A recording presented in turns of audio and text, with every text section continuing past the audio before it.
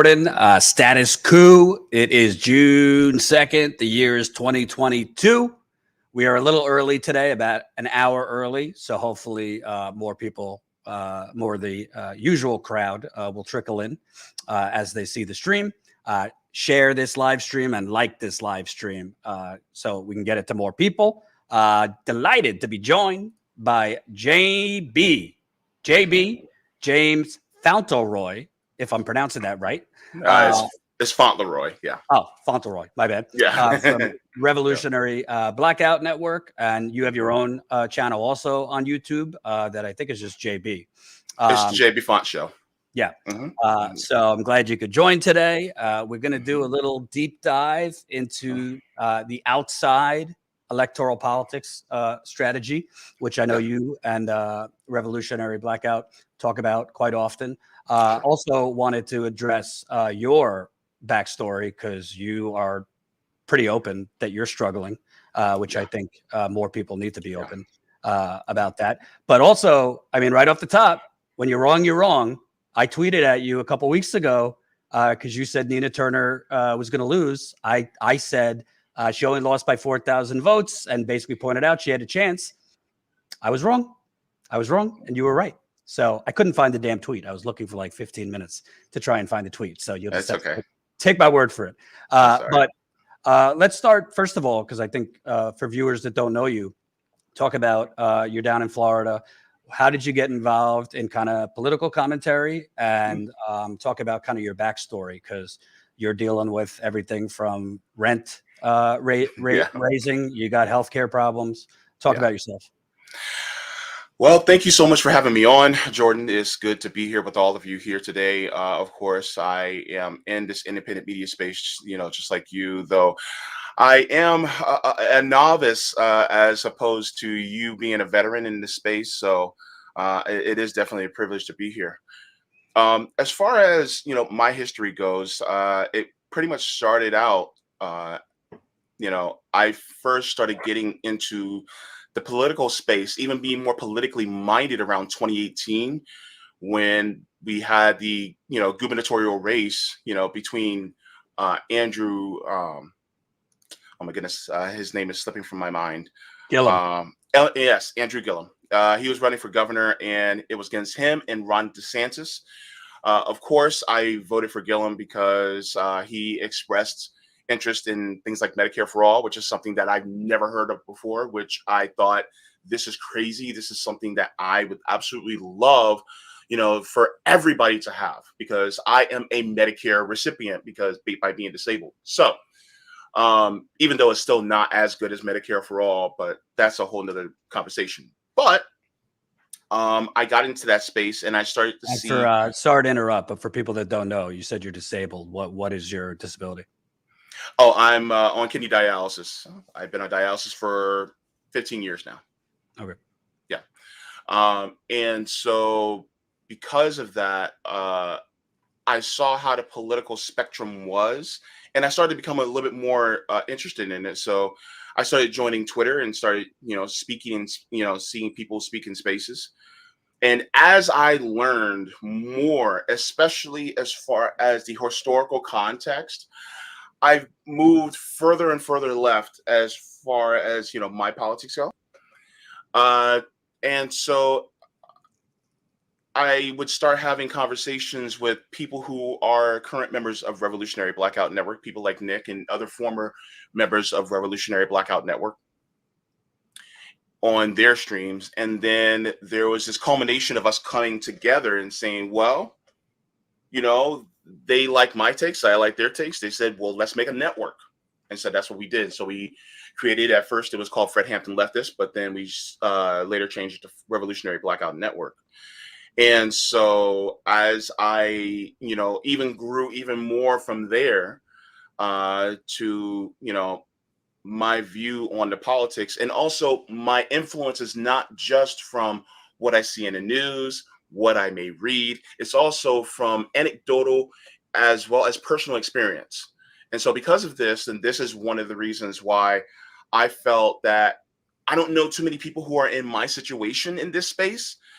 And also, this is something I've always wanted to do anyway, because, I always wanted to use my voice to try to either help people or try to entertain people. So I was like, well, why not, mix something that I'm interested in, politics, with doing things like this in media and put it together. So that's one of the things that I did. So yeah, it's been a wild ride. It's been well over a year now since we started. So, but then a few months ago in November, I really just started doing my own channel because I felt that, in order for us to be more concentrated in this independent media space, we also have to cast a wider net.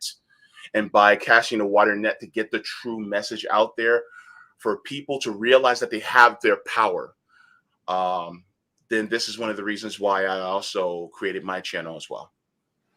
I'm curious. We'll get to like political strategy and all that, but I'm curious because for me, and I don't have, I have like minor things, but definitely not dialysis. And I know you were like recently in the hospital dealing with that. But I'm curious because for me, when I'm on the road, and like when I was at Standing Rock and other places, it's always been kind of maddening to me because I'm looking at like reality on the ground, which is like fascism, cops shooting at indigenous people who are trying to, just stop a pipeline, or like wherever it is, Flint or other places, that pretty much there's this quiet fascism going on. There's this essentially people being poisoned, being left to die. There were people being evicted during the pandemic, despite the moratorium. And I see that. And then I look on CNN, or honestly, even a lot of indie outlets, and it's all bullshit. It's all hot takes, kind of confrontation, this and that. And nobody's really talking about the reality for people like you. I mean, for me, it's maddening because I'm like out there, but I'm not directly experiencing it. So for you, can you kind of talk about what you're dealing with and the disconnect, what other media covers? Okay. I'm glad you asked this question. So one of the things that I feel that they don't cover is all right, I'm going to be real. I'm going to be JB.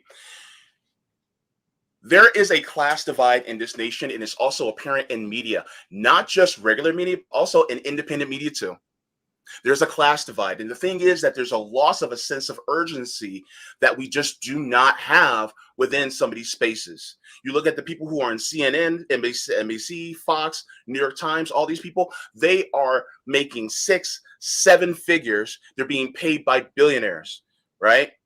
And so because of that, they do not have the wherewithal to focus more on those are the issues of not just the working class, but the poor class. See, the thing is that one thing that I tend to harp on a lot is that nobody talks about the poor anymore. And the thing is that our numbers are growing. That's the scary part. And so, like, for instance, I literally have, what's today? The second? Okay, so I have 28 days to get out of my apartment right now because they're raising my rent so much to the point where I can't afford to live. And I'm on a fixed income. My mother lives with me, and she's also on a fixed income. And so I literally already have a GoFundMe just so that I can afford my daily expenses because I can't afford to live. I can't get on Section 8 because they're not taking applications. Number two, Section 8 is also 5-year-long waiting list on top of it too. Right. Then on top of it, I have food stamps, which the food stamps is $24 a month. It increased from $16 a month. Thank you. But that's basically it. Then on top of that, I also have to go to and from dialysis, which I also have to pay a copay, every single time to and from dialysis, which also diminishes my income. Right. And so you have that all on top of it. And so there is this urgency that people like me are feeling. And I liken it to being in a burning house. And when you're inside of a burning house and the fire department comes, and you're looking out the window of the burning house and you say, thank God I'm saved. But then instead of pulling out this big fire hose to put the fire out to help you, instead what they do is they take out a squirt gun and they start squirting at the fire. And the problem is that we're screaming at the top of our lungs saying, do something more. And yet at the same time, nothing is being done. And there's a lot of media outlets out there that, you know, they say they hold politicians' feet to the fire. I'm sorry, no, they don't. No, they don't. The thing is that they're all in league with each other, because guess what? The military-industrial complex pays the independent these media outlets, and then on top of it, the military-industrial complex, you know, also they pay the media outlets, and then the media outlets don't care about us, right? Yep. And then they also pay, you know, the politicians too. So they're all under the same umbrella. So there's really no incentive to really challenge the power, you know. And so for us, it's like, this is a new time for us. I literally had to, for this camera, I raised money on my coffee page. With this computer that I have, I purchased it with the economic, the stimulus that Biden gave us, the $1,400. I used some of that to get this computer so I can start this. And so, and by the way, you mentioned Medicare. Biden is currently trying to privatize Medicare. Yes, exactly. My premiums are about to go up too. Yep. And so, I'll put it this way. Those of you who are making $15 an hour, you're in a better position than I am. That's how bad it is out here. And the thing is that people really need to see what we're going through. And, you know, you have everywhere around me is charging more for rent than a lot of us can afford. Look, my rent is actually now about to be more than what I get from disability. Wow. How am I supposed to survive off of that? You know, so it's just, it's a lot. And we're constantly being told, and it's just like what James Baldwin said, just wait a little bit longer, just wait a little bit longer. And it's like, we're in a burning house. We're about to be burned alive. How long do you want us to wait? Right. So that's honestly what it is.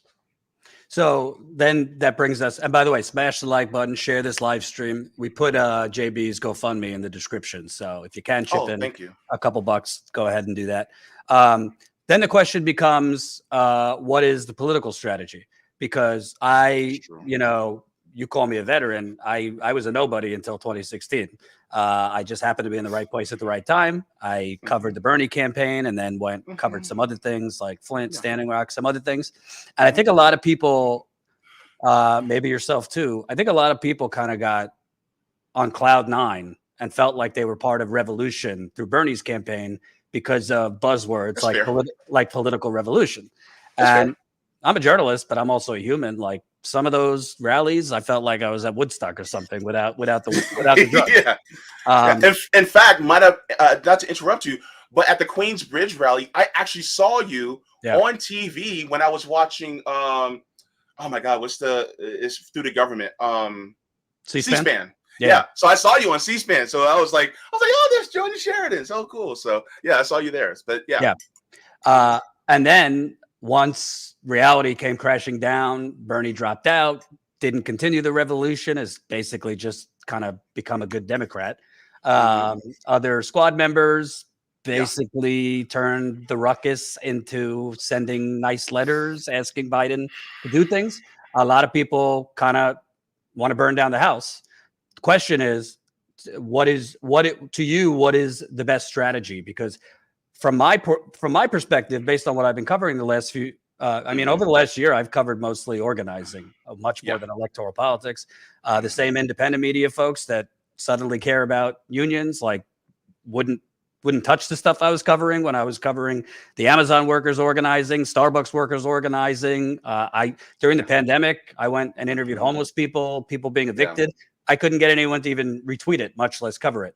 But to you, what is the best strategy for actually achieving structural change? Because to me, I believe it's going to have to come outside electoral politics. But I also believe that, frankly, whatever you want to call it, whether it's the left or the working class, is so fractured right now. I don't know, outside of the pockets that are currently organizing, how we get people to come together. Because to me, we saw that a mass mobilization can happen in this country. It happened. It happened after George Floyd. The problem is everybody went back to their homes and back to sleep. So to you, what is the strategy? Because I know you, Revolutionary Blackout, don't want to deal in electoral politics, want people to focus on other things. Well, that's not exactly true. So here's the thing, and I'm going to quote Savvy Sabs, one of my Revolutionary Blackout comrades. So a little bit of history. Back then, okay, let's go back to the 1960s. Back in the 1960s, during the civil rights protests that were going on, which was a long protest, it just didn't happen just during the 1960s. It was a very, lengthy process, but it happened over the few decades. But it culminated during the 1960s. One of the things that they actually did was that they did a lot of direct action. And this direct action was coupled with using electoral politics. Now, I liken direct action to a hammer, and I liken a politician to a nail. The thing is that in order to get the nail driven into the wall, you need the direct action and really the fear of displeasing the people to drive that nail into the wall. The problem is that the establishment knows that direct action is the best way to go about it. And so they tell you to circumvent that and just vote, right? So because of that, then that means, have you ever tried to take a nail and push it with your finger into the wall? How hard that is, how painful it is? Well, it's the same thing. We're trying to push a nail into the wall just with our finger when we literally have 1,000 hammers that are right behind us. Take your pick. And so in order to get that, one of my other comrades on there, Rome, who does things like Tour for the Poor, which is going out to feeding people, giving people clothing, things like that, is to, By the way, I'm a little worried about Rome. I don't know him, but if he keeps screaming, he's going to have a heart attack. That guy is angry. I saw one clip. I was like, damn. I mean, he has a right to be angry, but be careful. I said the same thing to Grumbine the other day. Well, I'll put it this way. If you're angry, you're not paying attention. Right. So, that's one of the things. I like to say what Rome expresses is righteous indignation. Right. Because he has experienced what I've experienced. And so, but the thing is that he is a little bit more serious than I am. And so that's one of the reasons why I consider Rome to be one of my heroes. But as far as, doing, these actions, former RBN member Afeni, she does, with Freedom Fighters DC in Washington, DC. And we're trying to get these things off the ground. But the thing is that using that hammer of direct action is the integral part. The problem is that we have a lot of people that are disillusioned because they feel like, what can we do? Because they've been propagandized to think that there's nothing that they can do. They've been told that all you have to do is vote. Hell, it was done through Clinton, Bush, Obama, Biden, Trump. It was done through all of them to basically let us know, hey, you guys don't need to do that. And then on top of it, more laws against protesting, like what Ron DeSantis did, is actually hindering our ability to do that. Couple that with the amount of the occupying military force, what we call the police, is also pushing us back every single time we decide to exercise our First Amendment right. And so because of that, then we're constantly being bashed and badgered against utilizing that right of direct action. And so one of the things we're trying to do is we're trying to activate people into having that same revolutionary spirit as our elders in the past did, because that's what worked. And the thing is that I understand that some people feel that going through the Democratic Party is the best route.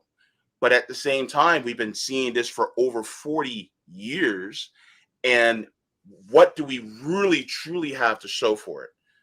For instance, my right to marry my boyfriend could be taken away just like that, because it hasn't been codified into law, even though the Democrats actually had supermajorities, a couple of times in the last few years.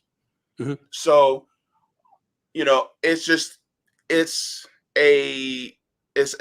a means of frustration. And the thing is that as far as not going electoral, one of the things that we said, and I think I kind of walked away from this point, but it's being heavy on direct action, how heavy-handed, and just having a lighter hand on electoral politics. Meaning, instead of having a heavy hand on electoral politics and lighter on direct action, we flip it. Because that's how it was back in the day. Right. And so, and it's not just through things like direct action, like, protests. It could be things like boycott sit-ins. It could be, things like doing simply this, folding up the hands and not doing a damn thing. And people will go, well, how are these people going to eat? How are these people going to live? That's where mutual aid comes in. That's where we start helping out each other in different ways in order so that we can feed and clothe ourselves and things like that. So it's really creating an outside dual power to say, okay, corporations, we don't need y'all. And the employees of these corporations, if you guys truly want us to come to the table, then you guys need to quit these corporations and start leaving money out of electoral politics and come back to the people, come back to us. Well, really, did they really even have us in the first place? But that's a whole nother argument. But you know what I mean? So we're basically trying to take power back into our own hands. So, and the thing is that, and a lot of us are saying, well, if not the Democratic Party, then we can do either third party, independence, or if we want to do just direct action only, then you guys can go out into that sector. We can work in the third party route. Right. So that, that's basically a lot of what we say. Some aren't for electoral politics at all. Some of us are maybe like an 80-20, 80% direct action, 20% electoral. And then we keep that electoral within also local politics heavy. People like Shama Sawant, who has been amazing. And by the way, I also want to give props to you for having, Delilah, who's running for Texas governor in the Green Party. I also want to, thank you for having her on because, it's very important that we highlight people who are, outside of the duopoly as well. Right. Yeah, I have a lot of thoughts on what you said because I agree with most of it, actually. First of all, I think that, to me, I think that a lot of people, and frankly, if we're just being real, a lot of YouTube hosts have pushed a lot of false choices, like absolutist. I'm not talking about you personally. I think a lot of people are pushing absolutist thinking that the way to the promised land is through this one thing, whether it's Dem exit or third party or direct action or whatever. Based on my experience, it's not going to be one thing. It's going to be a lot of different things. I don't think structural change is going to come from electing any one president. I don't think structural change is going to come from if we just elect this politician or these few politicians. I think it's going to come through people. FDR did not enact the New Deal just because he thought of it. He was pushed by unions in the 1930s. And you mentioned it's not like Martin Luther King that just happened. There was a long road to that happening. So I think there's a lot of people, and I think people wrongly, like, if you actually know the history of Status Coup and just me, I had to fight Cenk to let me cover Jill Stein in 2016 and actually pay for me to go cover. I was the only one covering Jill Stein on the road during 2016. I mean, I interviewed third party candidates. I covered MPP events, stuff like that. I'm actually not against third parties. To me, the bigger problem is not whether too many people are focused on elections or too many people are focused on direct action or whatever people are focused on. The bigger problem is the actual left spends, I think, 60-70% of its time over the last 2 years fighting each other and these food fights online than actually making people aware of what they can do. I'll give you a perfect example. I think it was last summer. I did a 2-week reporting tour. I went through Pennsylvania, Ohio, Kentucky, and West Virginia. I just did what I normally do, which is talk to people. We spoke with homeless people, which several of them were made homeless during the pandemic. I went to Ohio. I covered DSA knocking on doors, trying to stop evictions. Then I went to Louisville. I spoke with Breonna Taylor's aunts, because that's a cover up that the media has long moved on from. And then I covered evictions that were going on there. And then I went to West Virginia. While that was going on, there was literally I don't know, at that point, probably entering 1 month into the Jimmy Dore TYT war on YouTube. Literally, I was getting people yelling at me because I wasn't weighing in on this while I was interviewing homeless people and people being evicted during a pandemic. I bring all this up because, as far as I could see, YouTube hosts, journalists, they're very, very focused on corporate media is focused on the horse race and who's up and who's down. And most YouTube hosts that I see spend 75% of their time putting other YouTube hosts in a headline and shitting on them, which is fine, I guess. But the majority of people, I mean, hey, frankly, most people weren't aware that the Staten Island workers were organizing. Most people weren't aware that the Starbucks workers were organizing. A lot of these places I go, the activists tell me they've reached out to media, in addition to politicians, and the same media is shitting on the Democratic Party, saying we need to do more outside electoral politics. Doesn't reach out to them. I mean, I just interviewed Jonathan Ho, who's the Libertarian candidate against AOC. He was just, in my view, undemocratic. I'm not a Libertarian, but I interviewed him because he was kicked off the ballot undemocratically. He said he's reached out to every indie outlet. Nobody will interview him. So my whole point in this long monologue is, to me, most people have no fucking idea what the organizing going on is, because the only outlets that you would think would make them aware are to me covering distractions. It doesn't mean never do a YouTube show criticizing other hosts, or food fights or whatever. But to me, people say one thing, but then they go cover, like high school food fights. To me, that's part of the problem, because it's up to independent media to educate people. Like tenants unions, for example. I just interviewed somebody earlier in LA that's fighting a 300% rent increase. There's very few outlets. Maybe Revolutionary Blackout is covering these things, but there's very few outlets doing these things. So that's my point. It's odd to me. I mean, people could criticize me. I'm a public figure, but people criticize me, and I cover maybe 10% of what I cover is elections. Most of it's other things. So I'm just curious what you think about that, because I agree with most of what you're talking about, but I also think most people have no idea all the organizing that is possible, because much of the media is covering bullshit. Well, I'm gonna be honest with you. A lot of the people that share my opinion are some of the people who you probably have in mind that you think are covering food fights. Because the thing is that a lot of us, what we're covering is basically uncovering what some of the grift is as far as electorally. We're covering the grift of the Democratic Party. And even you uncover some of the grift of the Democratic Party. You even talked about it with, Joe Biden. And so for those of us, it's like, as far as them always attacking each other, I'd say that is minimal compared to what is really actually going on. I totally disagree. I mean, if we're keeping it real, I'm going to be completely honest. I've seen some of RBN. I haven't seen a whole lot.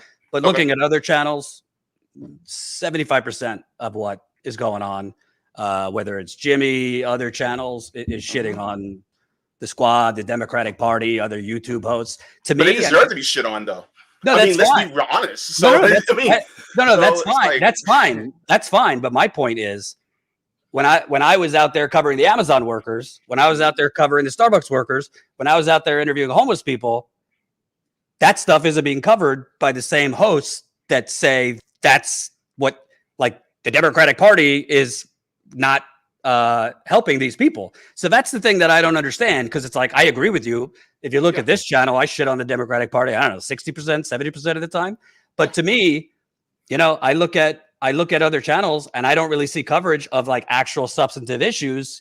And to me, all right, if you want to criticize politicians, other hosts, that's fine. But if you actually look at the ratio of coverage, it's very, very tilted to that. And I personally don't know how just fighting with each other over and over, I don't know what that accomplishes. To me, it would accomplish a lot more. For example, whether it's Jimmy or others, use their massive platform to have these workers on while they're fighting. I mean, I went to the John Deere strikes in Iowa. I asked them, they literally, other than More Perfect Union and some local outlets, no independent media reached out to them. So that's the part that I think there's a disconnect in, because I don't really care if people support the Democratic Party. It's not contrary to what some people think. Like, I'm a journalist. It's not my role to help you Dem exit or Dem enter. Like, I think a lot of people, but to me, you could support Dem party, other parties. To me, there's not enough coverage of the things we're talking about, because I see most channels covering other things. Okay. I honestly think that, there is a need for some left solidarity, but I think the main focus is more class solidarity, because the thing is that we don't have, that's one of the things that's actually missing. The wealthy have solidarity with each other. They have class solidarity. The thing is that what about us? Yeah. And so, to be honest with you, with all due respect, there's a lot of people who tend to have this sheep herding effect of pushing people towards the Democratic Party who we've seen as ineffectual. And anytime we try to do anything outside of that, it seems to be decried as ineffectual. And so because of that, then, when we say, like, for instance, there's always this talk about, we'll bring up, third parties. Well, what about, pushing more for third parties? And then they'll say, well, they're not known enough. But the people who are saying that are the people who have tens of hundreds of thousands of millions of subscribers, who could make that person more famous, who could put that person more on the map, who could have did what you did with Delilah, who's running for Texas, Delilah Burrios. So the thing is that it's like, okay, I understand how you feel that this may be the right route. But the thing is that, like the phrase goes, if it ain't broken, don't fix it. But what if it's broken? Then you fix it. But what if it can't be fixed? That's the question. If it can't be fixed, which we have seen many times, then a lot of people are saying, let's go this different route. Now, as far as the other, some of the other hosts who are also friends of RBN and friends, of my channel, some of them, they do cover these things. My question is, how often, are we observing them and seeing, well, they are actually covering these things. So, maybe the times that we actually do see them is the things that we're covering, the things that we don't like. But what about the other times that they are covering things that the same as us? So I think there also needs to be a more dialogue happening between us. It's just like, for instance, after the point of where Roe v. Wade was considering being overturned, that leak from the Supreme Court, and Anna Kasparian came out and she basically said that she's done with the Democrats. I put out a tweet and I said, I invite you to have a conversation. Let's have a conversation and let's talk about organizing and direct action. She never reached back to me. And in fact, she did a heel turn. And so it's like, okay, so you had this passionate response as a constituent as to what was happening. And then somebody talked to you and you said, okay, I'm still back with them, even though you saw how ineffectual they really are. And so the thing is that a lot of us are really talking about how ineffectual they are, but some people just don't like it. And let's be real, it interferes with some of their gravy train, because their shows are predicated on the Democratic Party succeeding, but the Democratic Party fails to succeed because the Democratic Party works in tandem with the Republicans, because they are all part of the same party. And then we get shot at because we say that. But the thing is that they keep proving our point time and time again. I mean, look at what Joe Biden has did. He's done so many things that are equal to Trump that really you could say he's just as bad as Trump. Mm-hmm. But people will look at us and go, oh no, you guys are just, secret right wingers. And it's like, how am I a secret right winger? I'm a socialist, So it's just, I think there needs to be more conversation and dialogue that, like for instance, what we're doing right now, right? This is actually a really good thing.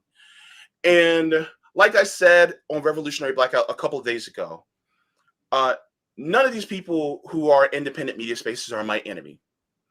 Really, a lot of these politicians are not even my enemy. What my enemy is capitalism, white supremacy, and imperialism. Those are my enemies. Because the thing is that this is one of the reasons why we're in this mess in the first place. Right. And it continues to keep trying to perpetuate us in this cycle to fight against one another. And next thing you know, then that ratchet effect keeps happening, and we keep shifting further and further, more right and more authoritarian. And that's what I've been observing.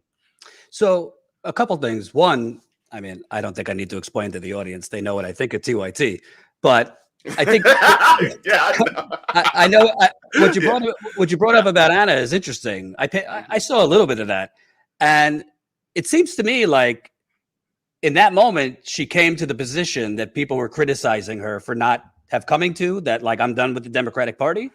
But then a bunch of channels, like you invited her for dialogue, but then a bunch of channels just shit on her again. Oh, now she's for so like, to me that happens a lot, where like, if people, whatever their motives are, whether it's pure or not, if people seem to be coming around to let's focus more outside electoral politics or rage at the Democratic Party, people don't want to accept that. They want to then I'm not defending Anna, I'm just pointing out, if you look at Jimmy and others, they just kind of danced on her grave. Oh, look, we were right, this and that. And I think that happens too much. Like, if the goal to criticize people is to get them to see your position and hopefully, ally with them in a similar strategy, then if they're coming over to your position, don't then do 25 YouTube videos criticizing them. That's how I feel.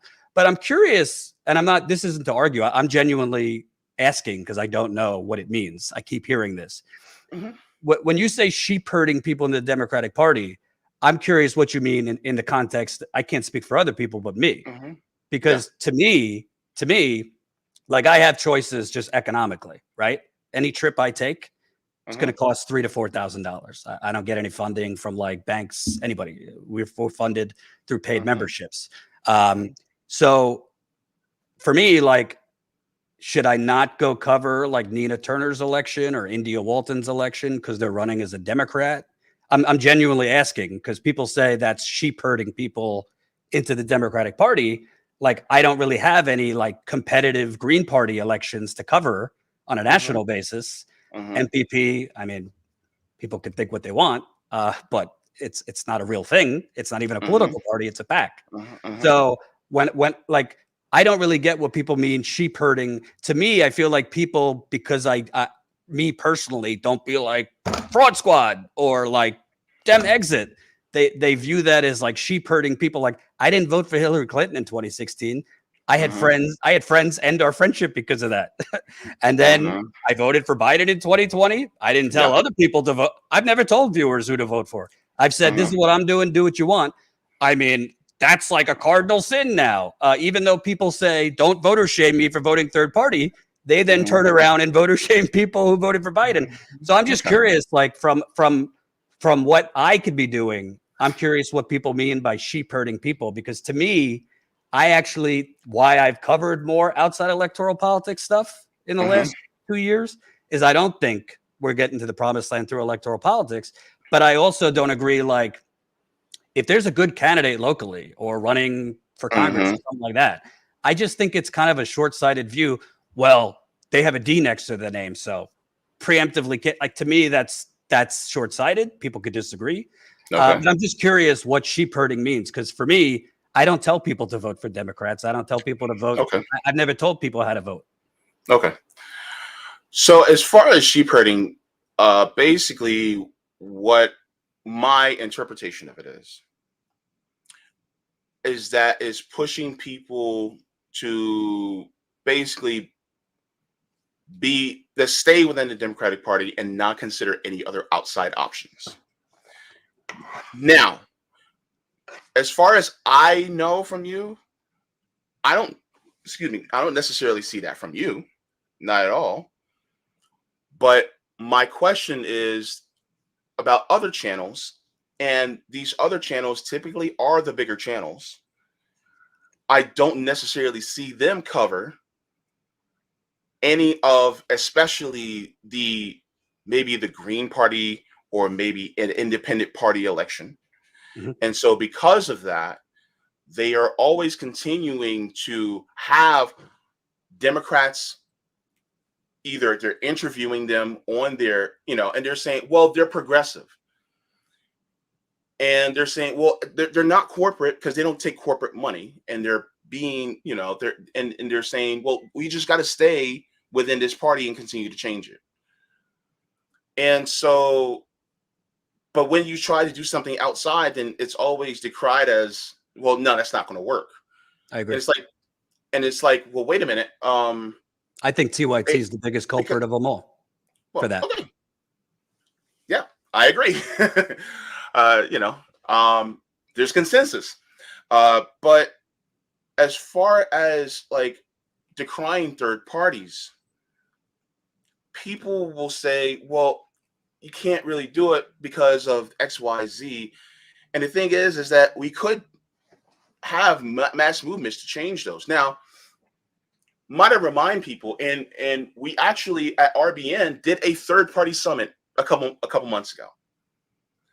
So part of this third party summit, which we also had many people part of third parties that we interviewed as well, both in either local seats, national seats, state seats, things like that.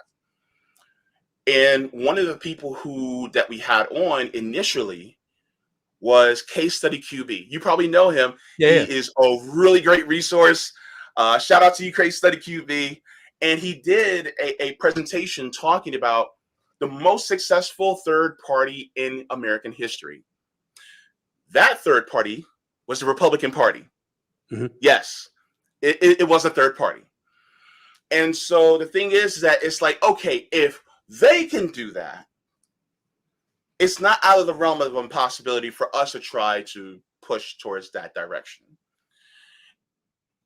And so, and even people like Chris Hedges will talk about third parties, Chris Hedges is a brilliant journalist. And then you have, people who are successful on the local level, like Shama Sawant, who are in Seattle, Washington. So I interviewed her in Seattle, Washington. So yeah. Yep. Yeah. And here's the thing. You're portrayed as kind of a unicorn in this because you're actually one of the ones who's talking about it. Now, my question is, why haven't Crystal and Kyle had her on? Why haven't Crystal and Sagar had her on? Why not somebody who's outside the Democratic Party or the Republican Party? I could be wrong, but I think she has been on with Crystal. I think. Okay. Okay. I hope so. But the thing is, she's also one of the same people who said the road to the Democratic Party is a graveyard. Right. And then some people may decry her and be like, well, no, you shouldn't say that. And it's like, but what will we have observed? What have we been seeing on the ground? Especially for people like myself, my family members, my brothers, my sister-in-laws. They haven't seen any true actual benefits. No material conditions of them have been improved at all. I mean, and some people will say, well, Biden, I don't even know what the hell Biden did, but it's nothing that's substantive that catches our attention. Right. And so, unfortunately, it's like when we say the whole thing about sheep herding is try to keep us within this party that doesn't seem to give us any type of tangible change. And we've been waiting for it for a long time. Now, as far as, sheep herding, people into the Democratic Party, it's like, well, what's the difference between them and Republicans? Like, right. I mean, as far as the social issues, they say they're for them. They tweet What would Medicare for all do for you? What would canceling student loan debt do for you? And here's the thing, here's my issue, okay? I would like to see them actually fight, not write strongly worded letters like you said earlier, right? Actually fight. And it's going to sound crazy. It's going to sound crazy, but somebody's going to have to run a kamikaze campaign. This sounds weird, but it's like, okay, go in there, bust some chops, and if you lose, you go out swinging. Right. Because that can wake people up. But other than that, I mean, if somebody wants to run as a Democrat, unfortunately, they'll go in with the best intentions and go in. Like, for instance, I believe there are so many people out there who are running in the Democratic Party who have the greatest intentions. But once you get in, either one of two things is going to happen. They're going to defang and declaw you, or they are going to co-opt you and make you acquiesce to their demands. And right. what good is a progressive if they're obeying the leader, the follow through of a corporatist? What good is that? Mm-hmm. Because they're doing basically the bidding of the corporatists. I don't care if they're not being funded by the corporations and the billionaires. They're still following the person who's funded by the corporations and the billionaires. Right. Yeah, I think there's a couple things I want to talk about with it. Number one, I've had conversations with candidates that I know that actually are progressive, that are running as Democrats, and they hate the Democratic Party. They won't say that, obviously, on camera. I know a couple too, but they're running as Democrats, but they hate the Democratic Party. But I also think when you're talking about I think you could understand this, being your situation. When you're talking about running in a primary, that's not like a 1-year thing. You're dedicating two years maybe to that. You're probably doing it for working class people. You're probably doing it on top of your job, on top of raising kids. So I would love to see a kamikaze candidates. The problem is, for most people, like, I'm just naming one name here, Amy Villela, who lost her child tragically because of health insurance. Like, I don't know. I haven't talked to her about it. I'm assuming she'd rather run as an independent, but like, is she going to run like a vanity campaign for 2 years without the systemic infrastructure of a third party to run as an independent in the Las Vegas area and like lose by 25 points? So I think there's I agree with you that, in my view, I mean, I'm being real. I had to fight Cenk when I was there to have me go cover Jill Stein. I had to fight him to send me to the Green Party convention, which I covered while I was at TYT. And frankly, in August 2016, he wanted me on the road for the next 2 months covering Donald Trump versus Hillary Clinton. I wanted to be, and fought to go to Standing Rock before it was like there were any hashtags. It was not a story when I got there. Fortunately, Amy Goodman was there and got that horrible footage of dogs biting Native American protesters.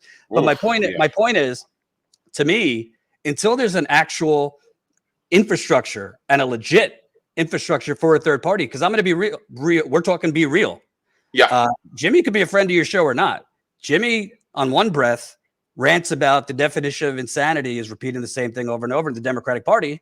And then he spent 5 years elevating a grift, which is MPP, which he knows is a grift. So I'm not asking you to criticize him, but the point is, if people are going to shit on the Democratic Party and then try and sheep herding them into a non-existent party.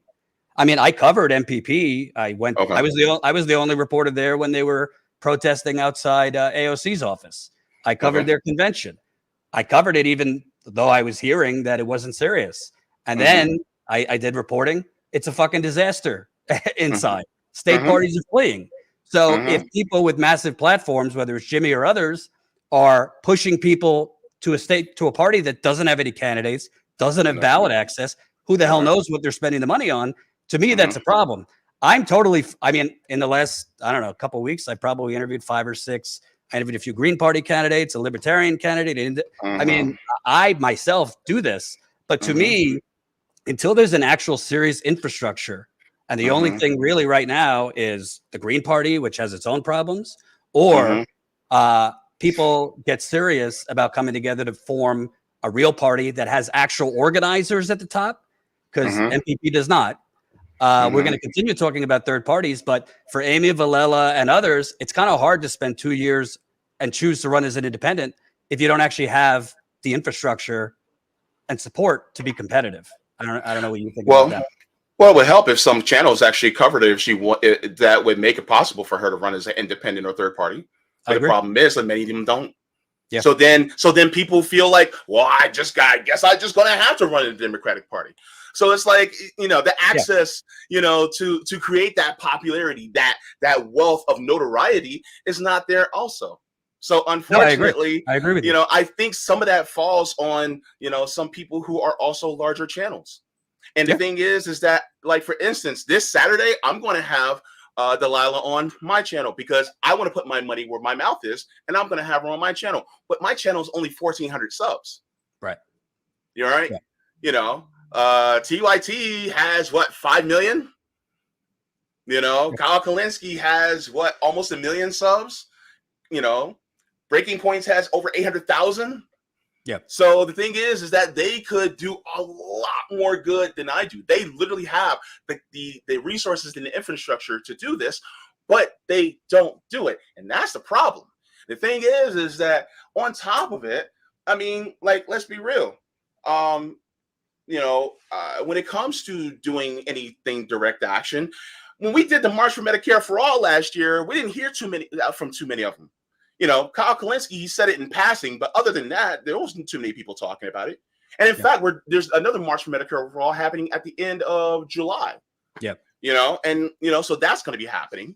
So the thing is, and then we also have Camp Dada. Shout out to people like the Bank Sisters and Afeni and Josana from RBN. They're also doing Camp Dada that's going to be happening very soon. And the thing is that is also a direct action. Can you tell people what that is? Camp Dada is going to be basically using art and direct action coupled together and getting people together to have dialogue. And it's kind of like a camping trip. I unfortunately won't be able to go because, kidney dialysis. So I can't necessarily attend, but you can follow the Bank Sisters, like Keisha and Courtney Banks, or you can follow Josana. Josana's handle is at Josana16 on Twitter, and ask her about Camp Dada because they're doing that as direct action as well. And so that's another thing. I'm curious what you think also, because I've been surprised how many people slam the squad but don't actually protest at their offices or protest them. Because to me, people are like, "You're for the squad." I mean, I could point to like 10 videos I've done criticizing them. I just, as a journalist, I'm not like really big on like hashtag fraud squad, but like I criticize politicians when I think they should be criticized. But like I said to myself, wait a minute. I went to cover the MPP thing at the protest outside their office. I was the only one there. And I didn't see many indie outlets that shit on the squad regularly cover it. So I'm just curious, like, to me, the squad they're politicians. So if people are unhappy with them, why aren't there more direct protests of them, organizing primary campaigns against them? Because to me, they clearly, whatever the reason, whether you want to say they're naive, whether you want to say they're weak, whether you want to say they just, AOC loves magazine covers more than doing something. They're not being pressured by the very people shitting on them. I mean, outside of just like criticizing them on YouTube. I mean, well, here's the thing. This is going to be kind of gruesome, but for analogy's sake, I think it works. If somebody takes a pile of shit and shapes it in the shape of chocolate ice cream and puts sprinkles on top, versus a pile of shit looking like a pile of shit, people are going to be fooled, right? Unfortunately, for example, AOC, there's about 12 million people who are fooled right now. And the thing is that this is one of the reasons why we keep on talking about them. Like, we know the Republicans are shit. We knew, like, the Republicans are shit. But the thing is, not people know that the Democrats are shit too. So this is one of the reasons why we have to talk about them.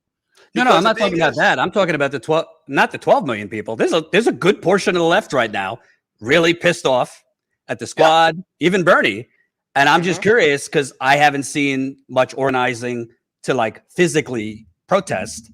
Whether it's their vote on the 40 billion to Ukraine, whether it's moonwalk, basically lying in fetal position as Biden moonwalked away, as Biden moonwalked away from a $15 minimum wage. The fact that Biden ran on a public option, no more. My point is, to me, I don't really care if you support the squad. Don't. It doesn't matter to me. But maybe let's move offline because I would cover it. I covered MPPs. I see so much criticizing of them online, but not a lot of organizing.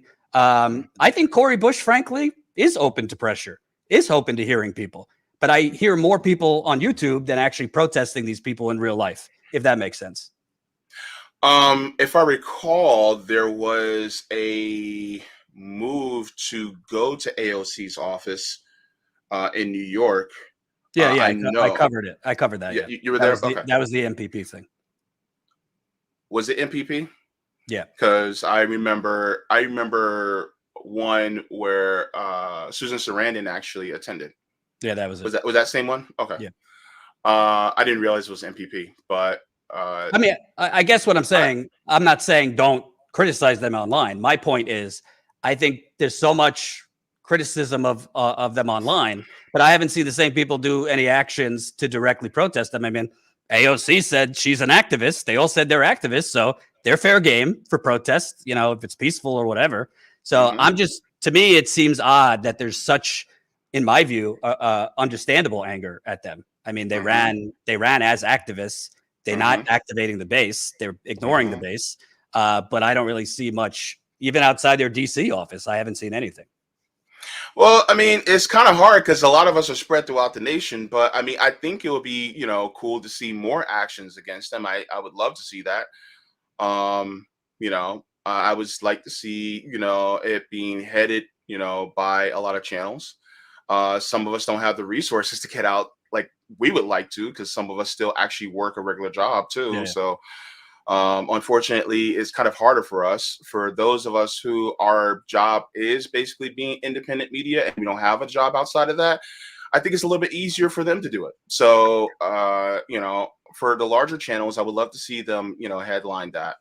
And actually, because I mean, if they're disappointing you left and right, then I think, and especially if you had a hand in creating them, creating the apparatus that helped create the squad, then I think it would be more impactful for you to, since you're close to DC and you travel to and from DC all the time, to actually headline, a protest at maybe the squad's office or something like that.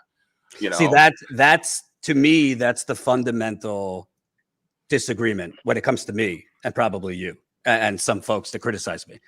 I'm a journalist, so I'm not going to organize protests. Like I could probably list to you many times. I was covering things where they basically asked me to help them organize it. And that's just not my role. People are frustrated by that because I think some people kind of look at it differently and like, no, you should be focused on, dem exit or dem enter. But like, it's not my role to organize protests or headline or people could view that as, oh, then you're just sheep herding people. No, like my role, I cover things that I think need to be covered. But like, I think people genuinely get mad at me, even Ryan Grimm to a certain extent. I don't agree with everything The Intercept covers, but they kind of like projecting that onto journalists that you should be advocating for our political strategy. It's the journalist's role to cover it, not to like boost it, if that makes sense. Okay. Well, at the same time, then I mean, because I could tell you, I could tell you a little behind the scenes. I went to the Washington Post 2 years ago. I had the goods. I had the goods on former Governor Rick Snyder. I had documents from the criminal investigation, a lot of things. I ended up publishing it with The Intercept, and they were interested. And I'm not a big fan of the Washington Post, but I would have loved to get one of the biggest government cover-ups of this century in the Washington Post, and actually from there it could go international. And they were interested. I was talking to editor, this and that, and then they went totally dark on me. I kept following up. Finally, the editor got back to me and said, "Hey, you know, I talked to my editor in chief. He saw some of your stuff and thinks you're too opinionated." So for me, I get it both ways. On one end, people are mad that I'm not like headlining their rally for whatever their political strategy is, or I'm covering things in a way that they think I'm too pro-dem. But then for my investigative reporting, if I get penalized from larger outlets that I'm trying to get these stories out, because Status Coup's reach is not, you know, Vice or the Washington Post, this and that, because they see me as an activist. So it's like, sometimes it's like a no-win situation. I'm just trying to cover things that I think need to be covered. I certainly give my opinion. I mean, that's not a secret that I'm progressive, but there is a line between, like, I can't like organize a Standing Rock rally and then go cover it. I can't like organize a, I don't know, primary AOC rally and then cover it. I would have no credibility as a journalist, if you get my joke. I understand, and what I was referring to was other channels, and I don't want to make it seem like that I'm putting you on trial. Oh, I thought you were referring to me, but go ahead. No, I was calling my Kyle Kalinske. I'm gonna name names. Yeah. That's what I was talking about. Because he helped create, you know, Justice Democrats, and he actually, him headlining a protest against AOC would actually be very poetic, because it would mean that it's like you actually are disappointed in them and you actually want to push them. So that's honestly what I was talking about. I was actually not trying to say it, but you know, it's out there. But I like Kyle, but you also have to look at people like Kyle. They've been doing this for like over a decade. So I think people like Kyle sometimes become fixed in their ways and their ideology, and probably would serve them well. I would love to see Kyle go live more. I don't see him go live. I would actually love to see him actually at a protest with a bullhorn in front of AOC's office saying, "We helped you get to where you are. Now you need to help us." But here's the thing. There is no sense of urgency. Kyle has a net worth of $2.2 million. I don't see him getting it out there. I'm sorry. Him and Crystal Ball has a net worth of $44 million. I don't see her going out there either. And so unfortunately, I just don't see it. And the thing is that those of us who are some of the more poorer journalists like myself, is we don't have the apparatus to do it. And we're literally trying to grow our channel so that we can get out there. But we're still only a year old. So right. Well, I think there's a few things. One, I agree with you. It would be better, instead of shitting on one another, to actually have each other on. Because I think we've been talking for a few weeks. So it's just timing wise to figure it out. But I think it would be good for Kyle to have people from RBN, others on, for more people to talk. I think a lot of people are looking more for like a fight and a debate. But I think the more people talk, I mean, it sounds cheesy. I think they would figure out that they're agreeing on more things. And you might and Kyle might say some things that either change your mind or make you see it from a different perspective, and vice versa. I think too many people are kind of locked into their own little sections and cliques of YouTube. I mean, Crystal, who, you know, I recently partnered with Breaking Points, by the way, to dispel rumors. I'm not merged with Breaking Points. They just use some of my stuff and pay us for it. It's not like I'm not owned by Breaking Points. I saw people tweeting that. They don't dictate what I cover at all. But what I think is really important is, I think people need to really take a step back and realize what the oligarchy wants. Whatever you define oligarchy, whether you call it the oligarchy, the plutocracy, the bourgeoisie, whatever, what they love is when we're all fighting each other, because that is true. It very much takes the bows and arrows away from them.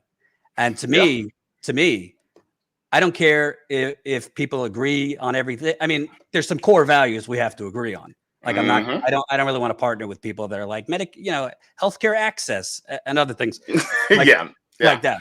Yeah. But to me, instead, until people take off their boxing gloves and actually kind of come together to talk, we're basically going to be going in circles for quite some time. And I agree with you. I mean, I like Kyle, obviously, Crystal and Sagar. I appreciate them elevating our content, but I would love to see them having smaller channels on.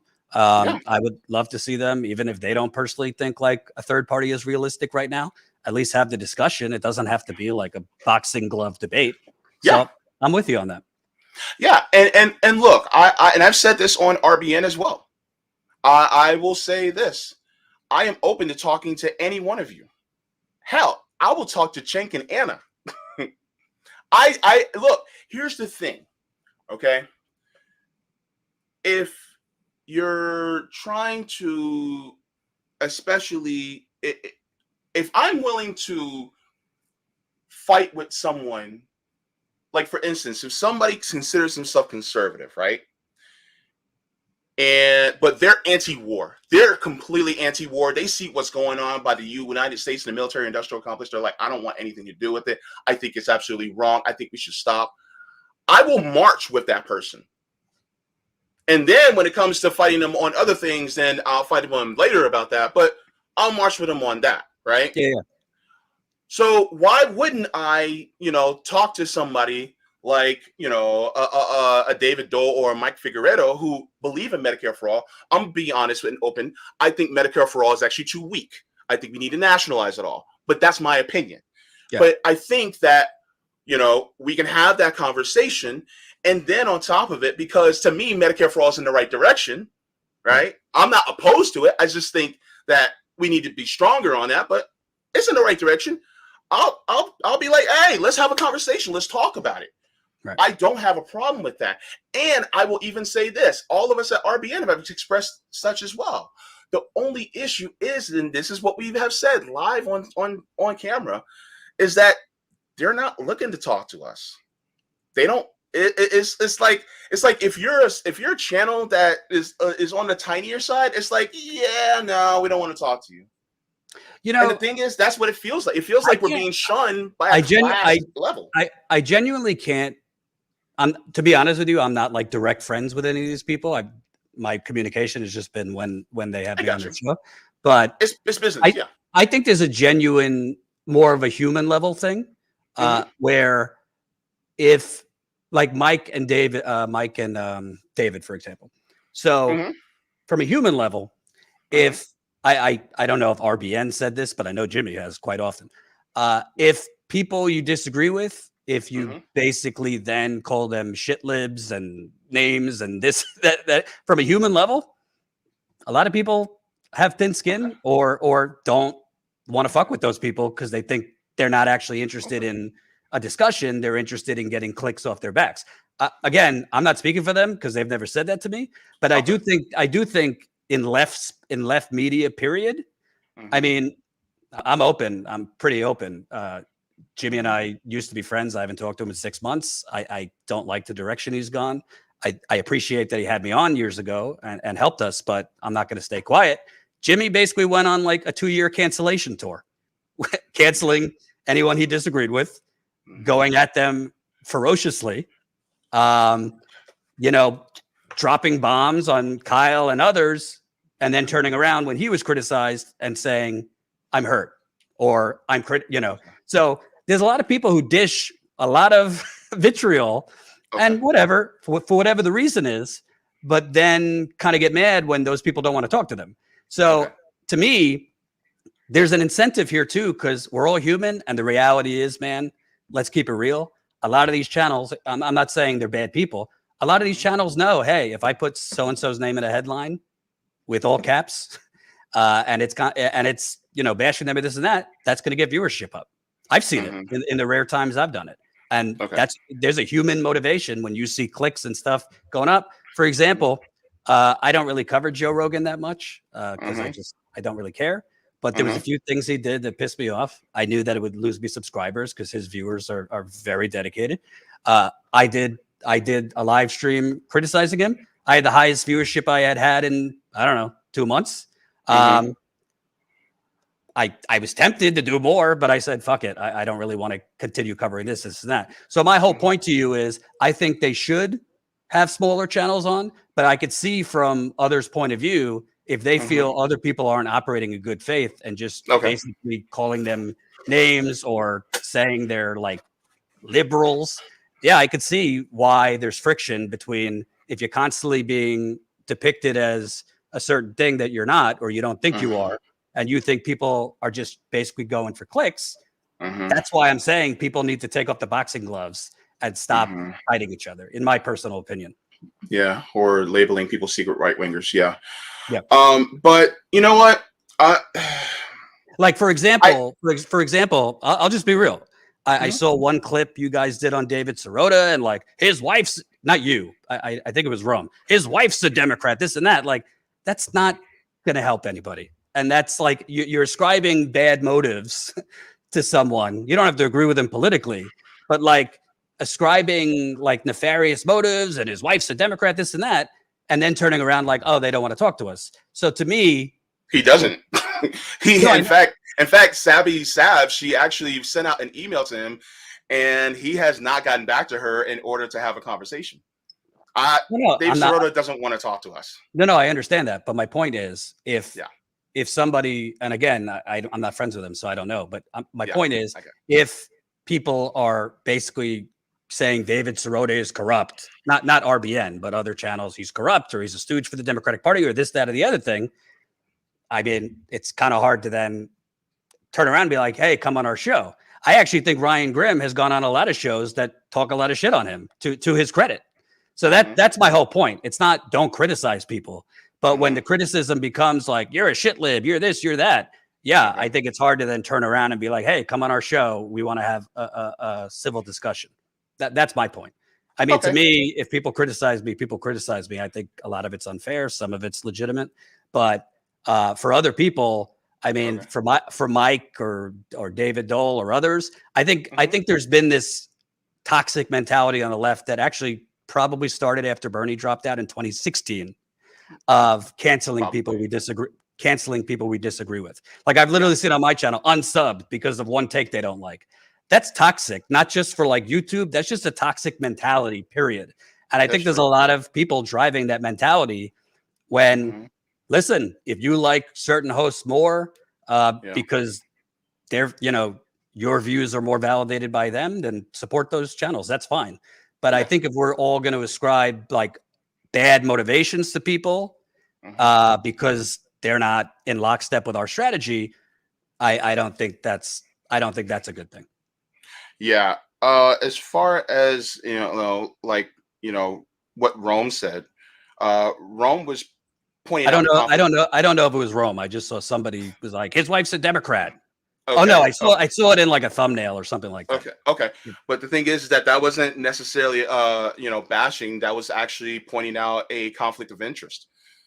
That was pretty much what it was, because there's this constant push towards Democratic Party, but yet you're married to someone who is a politician. So, but again, that goes back to the sheep herding. I'm honestly, I don't get it, because like I get the Levers emails and like most of their stories are reporting critically on the Democratic Party. So that's what I don't get. That's what I don't get when like there's a conflict of interest. I don't get it either, to be honest with you. No, my point is I don't get when people say like David Sirota or I are sheep herding people in the Democratic Party, when the majority of the reporting I see is exposing Democratic Party donors or Biden privatizing Medicare, this and that. So to me, I don't really think the criticism is, I think it's more subconscious. I don't really think the criticism is necessarily that they are pro-Democratic Party. I think the criticism is they have not fallen in line with the political strategy that a lot of people want to see.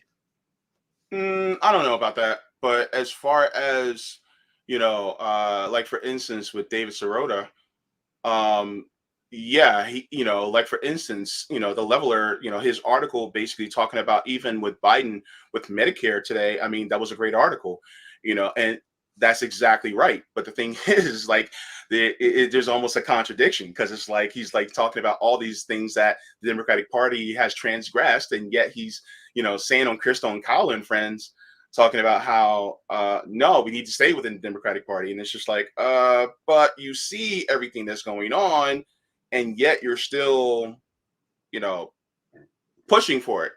And it's like, okay, so like, why are, you know what I mean? Did And the thing is, did he say on their show, keep voting for Democrats? I'm asking because I didn't see it. he was basically pointing into that direction. Okay. And so basically saying that that going outside of it is idiotic. You know, in that, I'm paraphrasing, but and Savvy Sabs actually covered it on her show when he was talking about it. So the thing is like, That's fair. There's kind of a hypocrisy there that we see, and it's like, okay, there's kind of a conflict of interest there, and then you're saying one thing, and then you're saying another, and it's kind of like, and it makes you look sus. And so that's one of the reasons why we covered it. And the thing is that instead of actually having a dialogue with us, David Sirota blocked RBN. Mm-hmm. So it's like, okay, all right, man. To me, it's twofold though. On one end, I don't think there's a conflict of interest because his wife is a Democratic Party politician. If he has a conflict, he's pretty shitty at it because most of his stuff is reporting critically on the Democratic Party. With that said, I don't know what he said. I could be wrong. Okay. I doubt he said vote for the Democrats. But if he's talking in terms of poo-pooing a third party, journalistically, I don't agree with that because there's an appetite for a third party. That's why I've been interviewing third party candidates. So to me, I think people, particularly on the journalist end, I can't speak for Crystal, Kyle, because they're not journalists. They don't claim to be.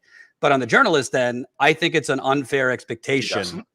I think there's an unfair expectation to expect Sirota or Ryan Grimm or myself. You don't have to love their reporting, but to people to get mad at them because they're not pro third party or whatever, because that's not really their role as journalists. Their role is to cover stuff. With that said, I do think it's fair if they have a journalistic platform, which the Intercept has, Sirota has, I have, others. If they're not going to cover direct action, third parties, I think that's very fair to point that out because the Intercept has a very big platform. Most of what they cover is Democratic Party. I don't see much in the way of third party. So to me, that's fair. But I don't think people should get mad at them because they're personally not in support of a third party, this and that, because it's not really their role to like them enter, them exit, et cetera, et cetera. Okay. All right. I see what you mean. But yeah, I think that a dialogue is very important for us because but I also think I think it's stupid that he blocked you. I mean, you don't need to block a network. I like Sirota, but that's dumb. Yeah. But I mean, I'm having you on. I know you guys recently. I'm not a bad guy, am I? No, but my point is, like, I didn't see it, but people said like, oh, they've been shitting at you. You should, like, I don't fucking care. Shit on me all you want, but not you personally. But you get my point. No, I get you. But my thing is that a dialogue is also very important. I just think that there is also a class divide that also has to be addressed. Yes. And that class divide creates a wedge of either telling people to wait or telling people to or pushing for more aggressive action. You know what I mean? Right. And so I think this is where the gulf is that there's this class divide on, and I'm talking about the independent left media. There's that class divide. And so for a lot of us, it's just like, look, we can't wait. We can't go through this any longer. And be frank, we're all pissed off. Yeah. We are very pissed off because, and people are going to hate me for this. People in your chat are going to hate me for this, but Bernie left his movement. He just did.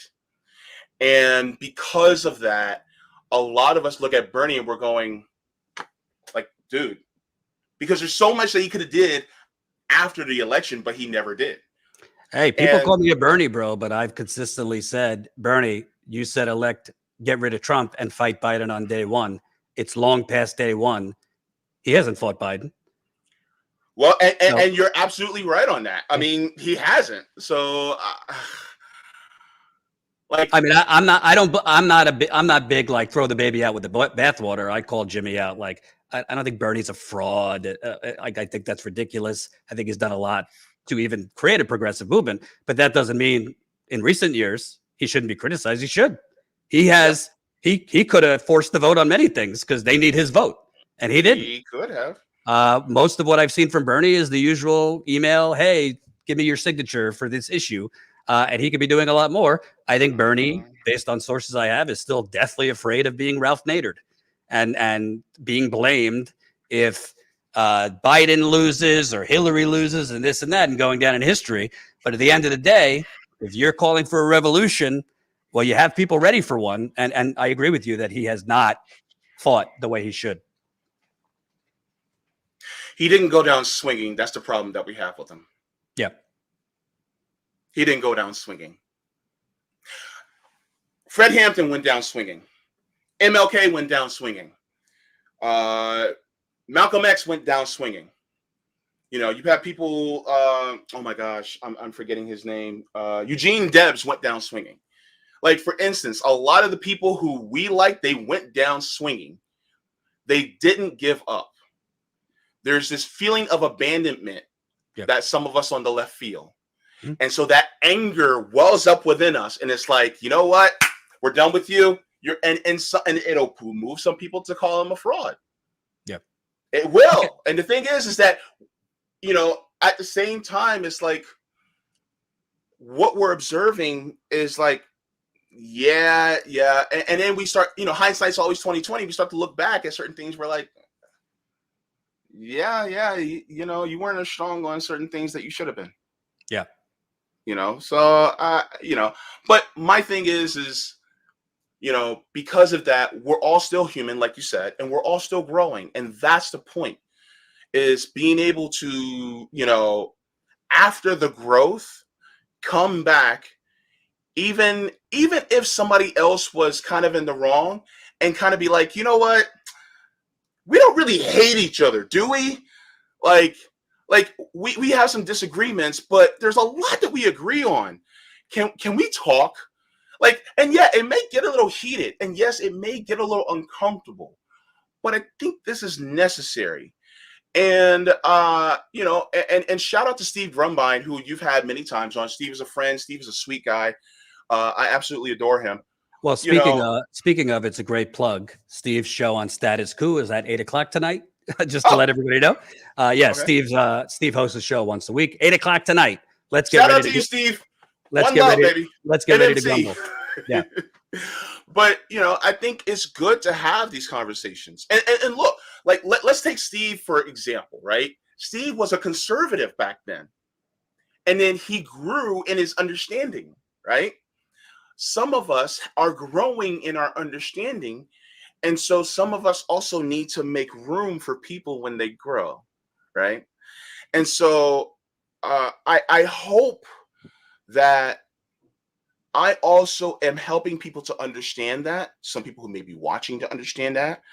And I think, and I also want to say this. Thank you for having me on, because this was a necessary conversation to have. We may have not agreed on everything, but at least we get to air it out. You know what I mean? And so people can talk about it. And maybe, just maybe, there is a I forgot the word, but it not kind of like a burying the hatchet. It's like, okay, you're Loki, I'm Thor, but Thanos is right there. You know, okay, I'm a nerd. I'm sorry. Let's be real. But, you know, so Thanos is right there. Let's go after Thanos, and then we can bicker afterwards. Yeah. You know what I mean? So it's kind of like that. You know, it's like the main enemy is over there. It's not between us. I think overall, I hope we agree on this. I think overall, politics has really become way too tribal. I think overall, people kind of, I don't think in a bad way, but I think people kind of are too focused on I'm all in with this host or this show, or I'm all in or all against this group or this and that. Yeah. When the reality is the house is on fire. I think some people are like, Jordan, why aren't you angry? Do you watch this channel? I'm like, not you. I'm asking others. I know.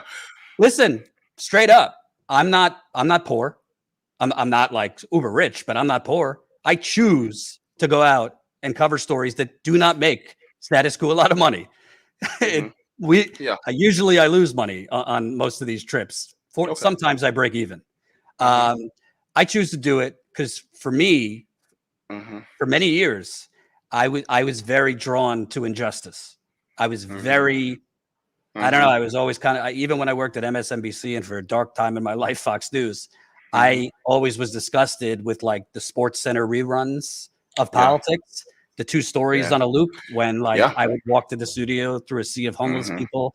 So to me, I think people are a little too focused on which YouTube channel they love or which YouTube host they hate, which politicians they love, which politicians they hate, and not realizing if we're gonna actually put out the fire, or even get to the fucking scene of the fire, we have to actually do what we're doing, and that's talk to one another. So I suggest whether you're a big host or a small host, trying to actually speak with one another, trying to actually, instead of just assuming people are X or Y, actually speaking. I would even advocate for this across the aisle. Some of the best interviews I feel I ever had were with Trump supporters. And I went in with some assumptions and I came out with different. Yeah. Well, so, I would push back a little bit with this. For some of us, politics isn't tribal, it's life and death. And some of us are dying, and some of the people who are decrying us for screaming that we're dying are telling us, shh, don't be so loud. And so that's kind of what it feels like from a Black, disabled, and queer perspective for me. And so it's like we don't have the privilege that some do have in order to just stay quiet and stay civil. You know what I mean? Yeah. It's just it's not something that we can do. Yeah. And it's just I just want people to understand from our perspective, we're being shot in the streets, man. Yeah. We're being evicted. I mean, women who are pregnant, Black women who are pregnant are we have 3 times the infant mortality rate. I mean, we literally have kids still in cages at the border. I mean, we're literally having a proxy war in Yemen that Joe Biden is even funded and given weapons to Saudi Arabia. And, you have babies being bombed over there in Yemen on top of it. And so there's so many of us that are going through so much. And the thing is that I think the sense of urgency needs to grow to the point where, I'm going to say it, politicians need to be scared. They need to be scared of the people. Because the thing is that, like JFK said, those who prevent a peaceful revolution, a violent revolution will come. Because it's inevitable. And so, therefore, if you want this to go out the peaceful way, then I think it will behoove you to start listening to the people who have the torches and pitchforks. Because people are done. I live in the hood. I live in Val Demings district. We're done. It's like the hour of civility is over. It's done. So yeah, Richard Nixon, I think on some of those tapes, infamously was like, they might breach the gates. So I think you're right. I think you're right. And you cover these things too. Like you were out in oh my God, Flint, Michigan. Like, I'll be honest with you, I'm surprised that they haven't stormed the governor's mansion by now. I'm like, y'all haven't did it yet? Like they tried. The media didn't cover it. That's a whole different story. Oh, well, we're gonna have to talk about that next time. But the last thing I'll say, because I don't want to keep you forever, but the last thing I'll say is I actually agree with you. I think people that it's interesting to me because sometimes I feel like, I mean, people could criticize me. That's fine. I'm certainly say plenty of things that are subject to criticism. But I think sometimes like people have a caricature, particularly of this channel. Because like I'm like, who are you talking about? Like I could name A, B, C, D, E, like place I've gone that no other channel is covering. Not even like, not that I expect others to like scrounge up the money to go in the field, but even like from their studio, I can literally, it's sometimes begging to get retweets from bigger channels on that's true. The eviction coverage, speaking with that's homeless important. people, Green Park. And then they're like, you know, Jordan, you're not angry. It's like, talk to my wife when I'm on the road. How many plates did you break? Right, because how angry I am when I'm on the phone with her about what I'm seeing. But to me, I think something you said is important because I've actually said it for years. People that watch this channel can attest to it. To me, when they talk about the lack of diversity in the media, it's not just about race. A big problem in the media, corporate and independent, is class. And I think we're in agreement on that. Because to me, I was looking for a reporter for a while in the Midwest because there's always crazy shit in the Midwest. In Florida too, trust me. But the truth is a problem because the type of person I wanted was like a working class person without I didn't want someone with like a journalism degree, this and that. I just wanted someone that legitimately has been fucked by these trade deals, who's working 2 jobs, this and that. And I actually got a couple applicants, but the problem is they're living paycheck to paycheck and Status Coup is independently funded. I didn't have money to pay them more to leave their job.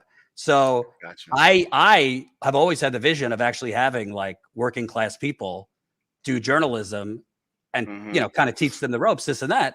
And I think there needs to be more of that. That doesn't mean like, listen, I think somebody like Crystal, I don't know her net worth.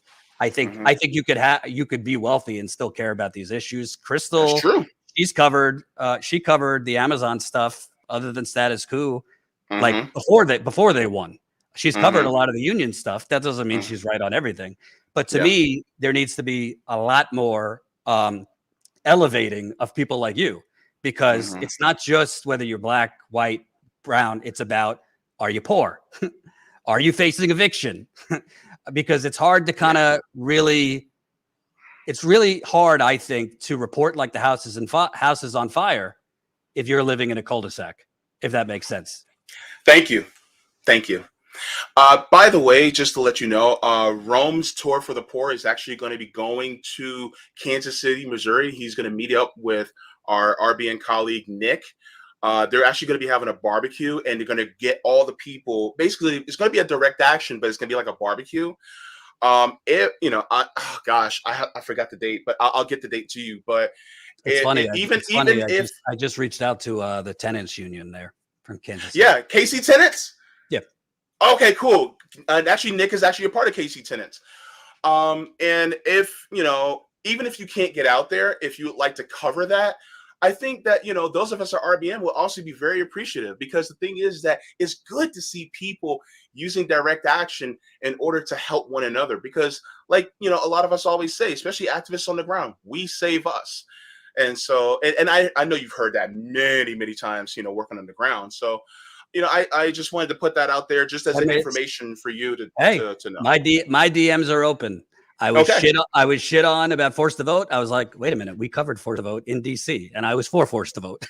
I was like, we covered the Medicare for All march. So yeah, no, I'm totally open to covering those things. I actually, people don't see it, but I tore my ACL, so I'm in a cast. So I will not be on the road often in the next few weeks because I need to do physical therapy. But we'll definitely cover things as best as I can. And hey, I agree. I would like to see you and others on bigger shows, because the bottom line is, regardless of whether everyone agrees on strategy, some people are more third parties, some people want to still take over the Democratic Party. To me, the broader issue is you can't actually understand what's going on if you're not talking to people in fundamentally different positions than you. To me, to me, I mean, you could tell my wife. You could ask my wife. I get very antsy when I'm not on the road for longer than a month, because you get disconnected.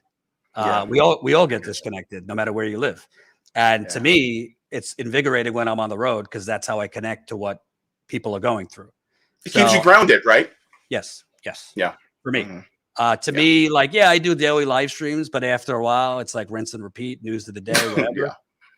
But being on the road, I mean, I've sat on front porches talking to children who can no longer recite the alphabet in Flint because of brain damage. Gosh. I've sat with Black folks in Detroit. I mean, literally evicted as I was in their house. So I mean, I'm not trying to appropriate like, oh, I know people, so that makes me. No, that's not what I mean. But when you're on the road, and you see it, it keeps you in focus. Exactly. I got you. I hope people will check out your personal channel, which is Befaunt. Befaunt. RBN, Revolutionary Blackout, and I put the GoFundMe in the description. By the way, Orlando is literally, other than Miami, the top rent increase in America, which is where you live. So I feel you, man. Ooh, you're telling me. We're feeling the pain right now. Yes. So thank you for coming on. Let's do it again. Thank you for having me.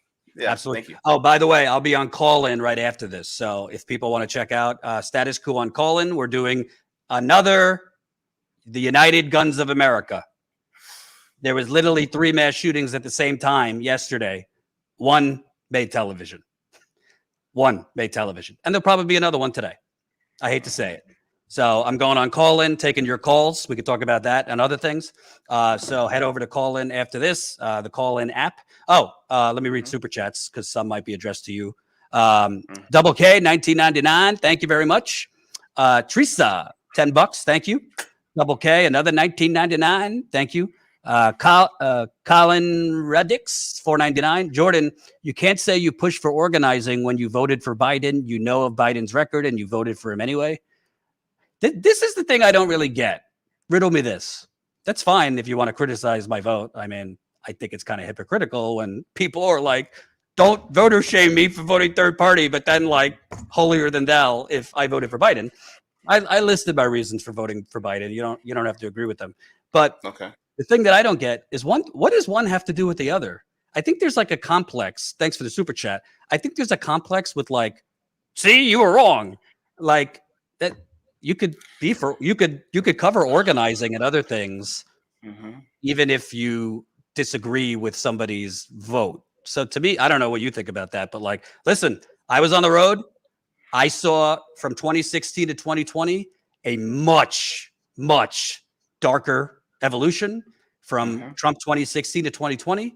Frankly, I'm not naive of what Biden was, but what I was seeing at these Trump rallies literally looked low-key KKK rallies, what I was seeing.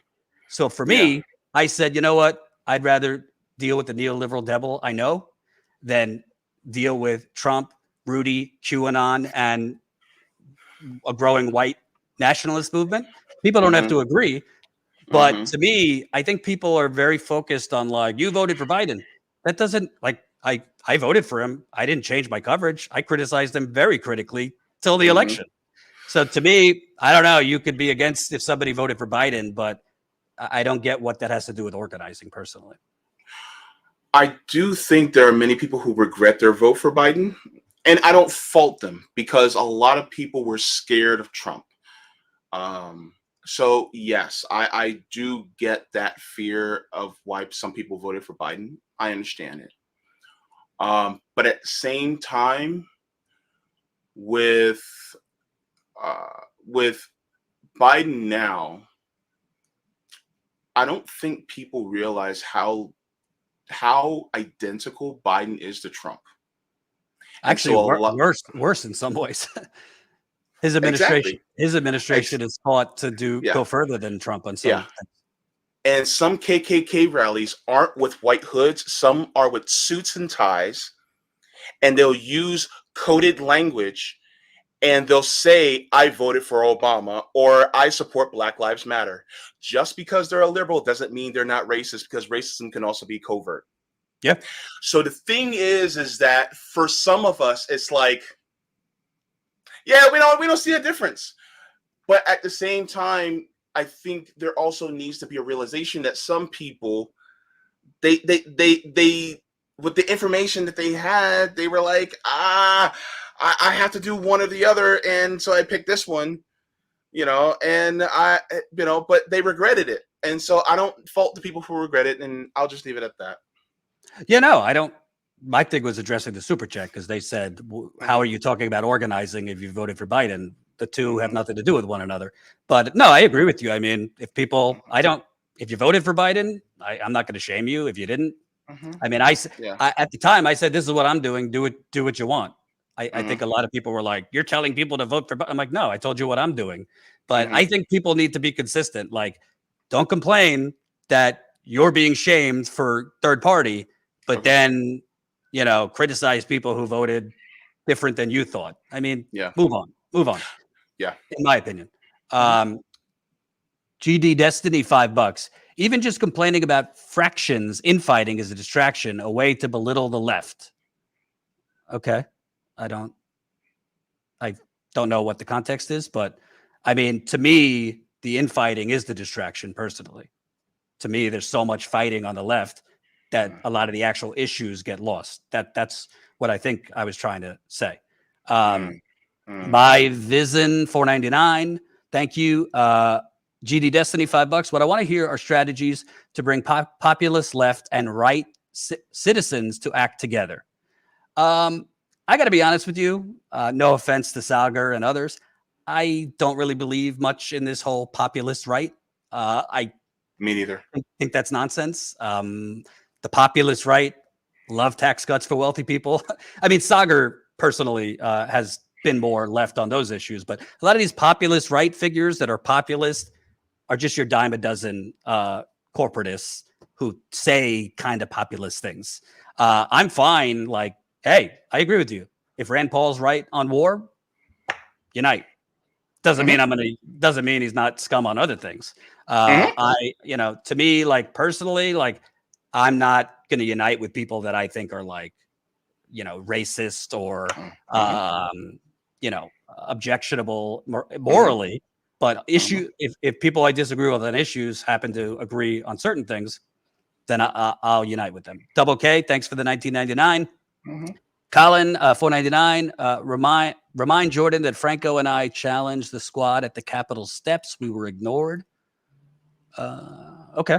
I don't know which example you're talking about, but I think Colin's from the Any News Network.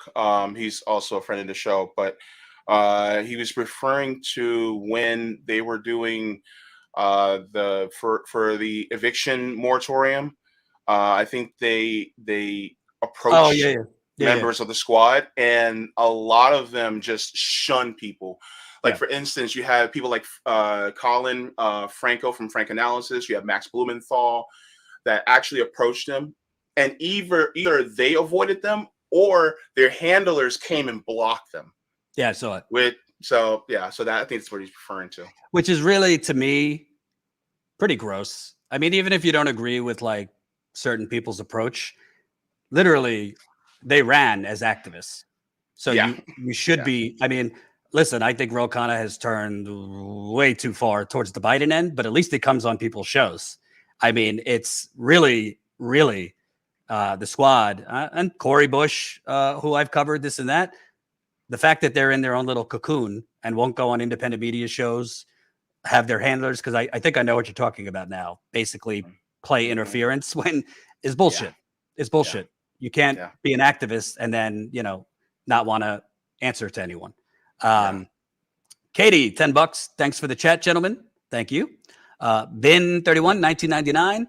If Bernie dies tomorrow, the movement ends? ? Pick up your rattle and keep fighting. Bernie is one man. Progressive means move forward. We should focus on what's next. Yeah, I wasn't saying that. I hope he doesn't die tomorrow. But yeah, I think a lot of people, what we were talking about, I think a lot of people got caught up in the 2016, 2020 wave. We're all human. For a lot of people, it was the first time a politician was actually speaking to them and they felt like understood their issues. But I also think the term political revolution, and a lot of people wrongly believed in a savior complex, that a politician is going to save us, or a set of politicians are going to save us. And whether it's Bernie or anybody else, it's not going to happen. Right. I agree. Laura, $2 tip. Mr. Status Coup, sorry, I think your name's Jordan. You were the only one I saw putting Chris Small's speech and those around him live. So needed. Yes. By the way, just to let you guys know, over a year ago on RBN, we also had Chris Smalls on our channel too as well. Sure.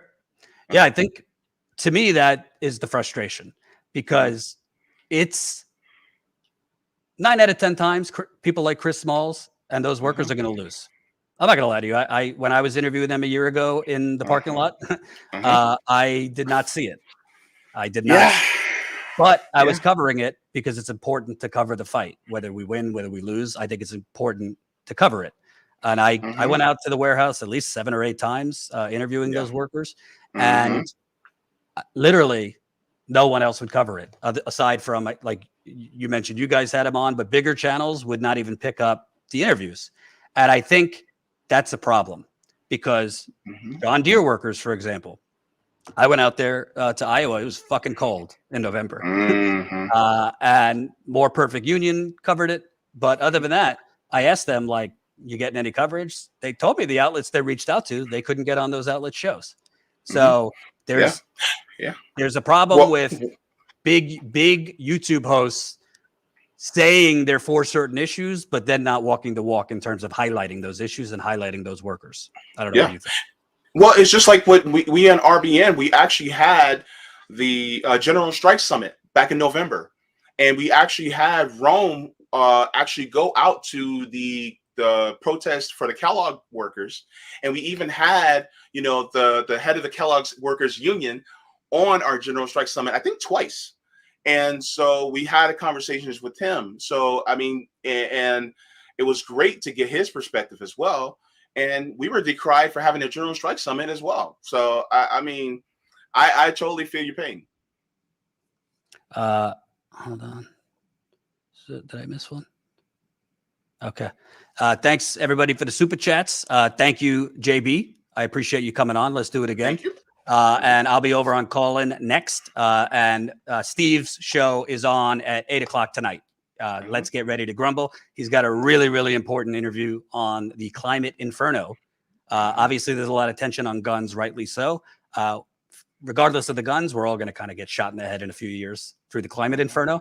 So his show will air at 8 o'clock Eastern. So come back for that and plug your show one more time. Oh yeah, it's the Befaunt channel. It's JAYBEFAUNT. You can find me on there. I actually be talking to Delilah Barrios, who's running for Texas governor under the Green Party this Saturday. And then also you can catch us on Revolutionary Blackout Network. I'm actually about to go on to the roundtable in a couple minutes after I leave here. So I'll be on Revolutionary Blackout Network. You can find us on there as well. Awesome. Thanks, man. Thanks for doing this. Thank you so much. All right. I'll see you guys over at Callin. All right. Bye-bye.